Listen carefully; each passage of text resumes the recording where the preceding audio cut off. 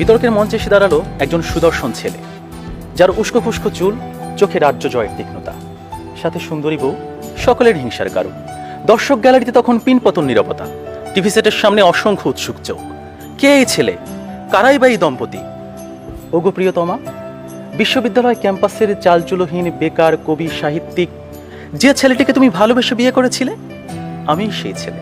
মনে আছে সেদিন কবিতার ভাষায় বলেছিলাম, তোমাকে গোলাপ দেওয়া নিষিদ্ধ হলে রাজপথে নামক তীব্র আন্দোলন, স্লোগানে স্লোগানে ঝাঁঝালো আবেগ জানাক আমাদের বিদ্রোহী প্রেম। তোমাকে ভালোবাসতে নিষেধ হলে তোমার আমার প্রেম ছাড়া আর কোনো বিশ্বযুদ্ধ থাকবে না এই ব্রহ্মাণ্ডে। তোমার বড়লোক বাবা মানে আমার শ্বশুর আব্বা সেদিন আমায় কটাক্ষ করে বলেছিলেন, এই ছেলে তো আকারহীন বেকার।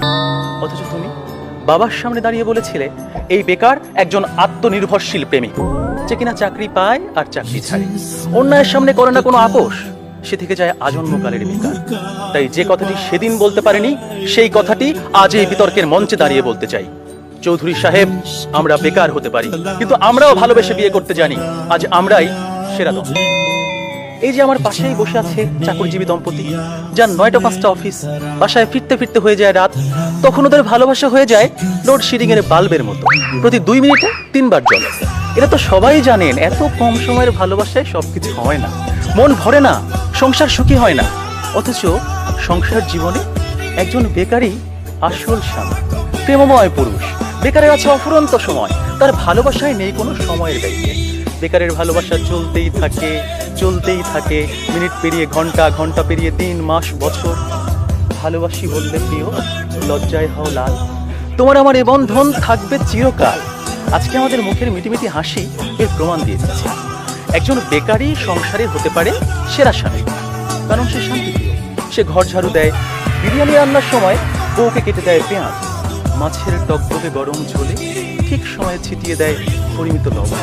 লবণ ঠিক তো সব ঠিক, সংসারে ঝগড়া হওয়ার প্রশ্নই আসে না।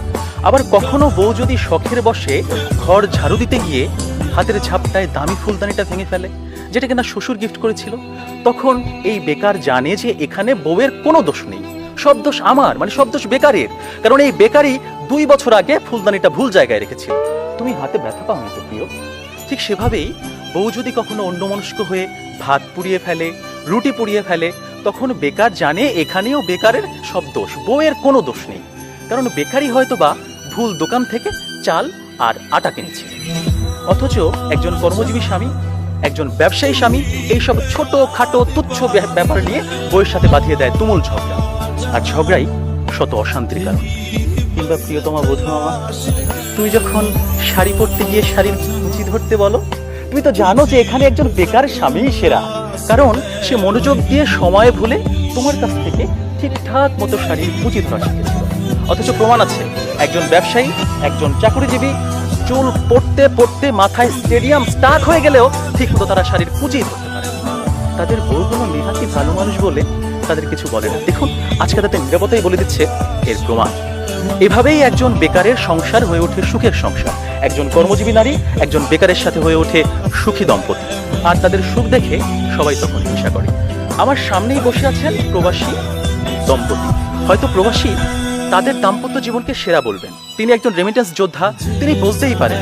এক্ষেত্রে বেকারের একটি স্পষ্ট ভাষা আছে, আমার বউকে রাইখা আমি বইতে চাইতে পারতাম না, পারতাম না, পারতাম না। প্রিয়তমা বধূ আমার, তোমার কি মনে পড়ে টিউশন থেকে পায়ে হেঁটে হেঁটে ভার্সিটির হলে ফিরতে ফিরতে যখন অনেক রাত হয়ে যেত, তুমি ঘুমিয়ে পড়তে, তখন আমি তোমার হলের সামনে গিয়ে অপেক্ষায় থাকতাম, কবিতায় লিখতাম, পাগলি আমার ঘুমিয়ে পড়েছে মুঠোফোন তাই শান্ত, আমি রাত জেগে দিচ্ছি পাহারা মুঠোফোনের এই প্রান্ত। এ কথা সে যদি জানতো। কবির প্রেম তো এরকমই হয়, নুন আনতে পান্তা ফুরায়, খেচির অধরা আমার, তুমি তো সে কথা জানতে। একজন বেকারি যুগে যুগে পৃথিবীর ইতিহাসে ছিল শ্রেষ্ঠ প্রেমিক, যে ছেলেটা ভালোবাসার জন্য মরুভূমির বুকে এঁকে দিয়েছিল প্রেমের কবিতা, যার ভালোবাসার মানুষটার বিয়ে হয়ে গিয়েছিল একজন ব্যবসায়ীর সাথে, তারপর মেয়েটা ধুকে ধুকে মরেছিল ভালোবাসার অভাবে। এই গল্প সবারই জানা, পৃথিবীর চিরন্তন দুঃখ লাইলি মজনুর প্রেম। আবার দেখুন, যে ছেলেটা ভালোবাসার জন্য নিজের প্রাণ দিয়ে 2টি ফ্যামিলির দ্বন্দ্ব মিটিয়েছিল শুধুমাত্র ভালোবাসার জন্য, সেই তো রোমিও জুলিয়েটের প্রেম। বাস্তবতার কাছে বেকারের প্রেম এভাবেই বারবার হেরে গেছে, কিন্তু এখন বেকাররা হারবে, কারণ আজকের বেকার আগামী দিনের সফল উদ্যোক্তা, নিজের প্রতিষ্ঠা করা কোম্পানির সিইও, জনপ্রিয় কন্টেন্ট ক্রিয়েটর, সফল ফ্রিল্যান্সার। এখন আর সেদিন নাই ভাইয়া, এখন আর সেদিন নাই। এখন বেকার চাকরি করবে না, অন্যকে চাকরি দেবে। শুধুমাত্র জীবনের কঠিনতম সময় বেকারের একজন প্রেমিকাই হতে পারে তার কর্মজীবী স্বামী। এ তো ভালোবাসারই দাবি, বেকারের আছে ভালোবাসার সুখ। তাই অবশেষে বলতে চাই, আমার মতো পৃথিবীর সব বেকারের জয় হোক, পৃথিবীর সকল প্রেমিকারা তার প্রেমিকের হোক। কারণ দাম্পত্য জীবনে সুখী হওয়ার জন্য একমাত্র উপায় হচ্ছে ভালোবাসা। রাজপথের মিছিলে নেমে আসুক ভালোবাসার বৃষ্টি, কণ্ঠে উচ্চারিত হোক মিছিলেও প্রেম হোক, কেটে যাক মোহ, তুমি সেজো ব্যারিকেড, আমি বিন্দু।